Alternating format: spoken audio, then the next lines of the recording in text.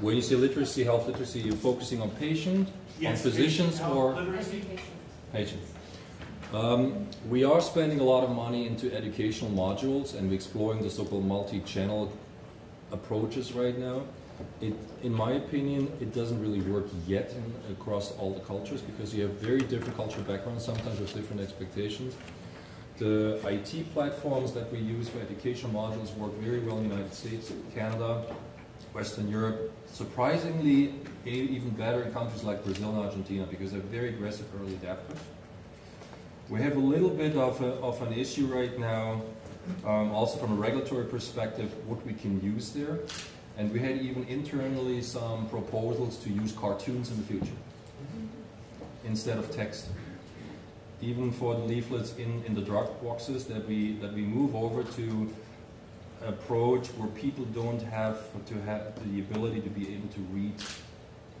Because we have high illiteracy rates in a lot of the countries now, surprisingly high ones, even the industrialized nations. So we will be experimenting with a cartoon approach there. It's a sad fact, but it's probably better than having people who are not able to know what they're taking. Would either or the other of you like to address the literacy question? If not, we can move on.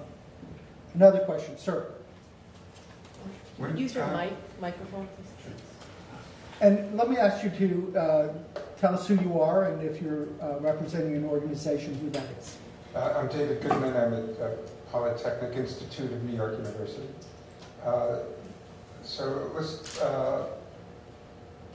listening to Mr. Klein, with 17,000 apps, the word fragmentation came to my mind.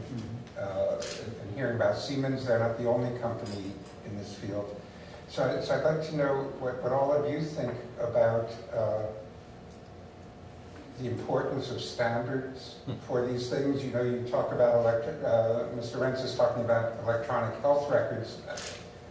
There are probably a lot of them. I don't know how compatible they are. Is there any move towards standardizing these things? Well, I can start from my end.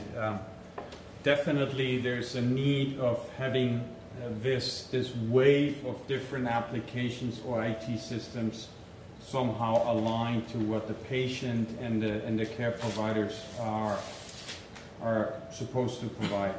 Currently, as you saw in my chart, there are several industries, and Wolfgang mentioned even the car industry moving in here. Why? Because everybody sees the tremendous numbers. Okay, you saw my chart. 20% of GDP. That means people will invest money in this to change it. So I definitely see a need of not to say regulating, but putting some standards around which of these applications are really patient-driven and which one are just for, let's say, the fun part, let's say the fitness and so forth. So I see always in products as they develop, segmentation. You will always have the fun part, lives. It will emerge. Worldwide we have 1 million of applications across all stores. That will not stop. It's increasing. You saw the numbers. Apple applications 700,000. It was 350 1 year ago. This will continue because you have a tremendous amount of developers out there developing solutions. But yes, there's a trend of getting this somehow aligned.